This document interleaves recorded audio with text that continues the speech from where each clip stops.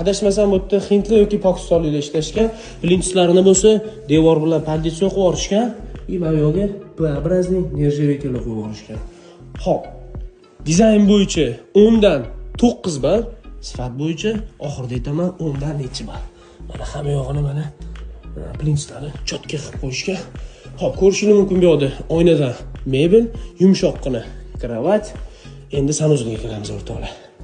Sanuzulga mana bunaqani tosh qilib qo'yishgan. O'zbekistonda mana shu narsani biz aytadigan bo'lsak, yo'q bo'lmaydi deb turib olishgan. Mana Dubayda mana idealni ish qilishgan. Mana shu narsa kerak o'rtoqlar. Mana shu narsani yo'lga qo'yish kerak.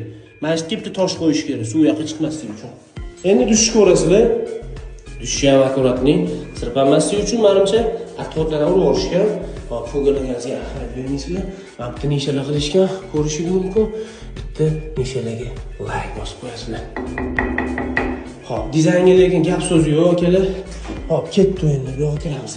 Tasavvur qiling bu yoqda yumshoqqina kravatcha uxlayapsiz. Ertalab turib bu yoqdagi shaharga nazar solyapsiz. Bu yoqda yana bitta sanuzul krupna formatda erishgan ekan. Hop, burchaklarni sayqalab qilib qo'yishgan, uyg'oq qilib qo'yishgan. Yomon emas. Ko'rdinglar? Bitta ijodga like bosib qo'yasizlar. Hop, dizaynga ball berdim 10 dan 9, sifatga 10 dan 5 turlar berdim. Sizlar necha berasizlar? Kommentariyada fikrlarni qoldiringlar.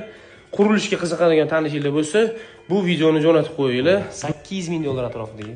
Buni sal bo'lsa ham yaxshiroq qilishdi. Zo'r ekan.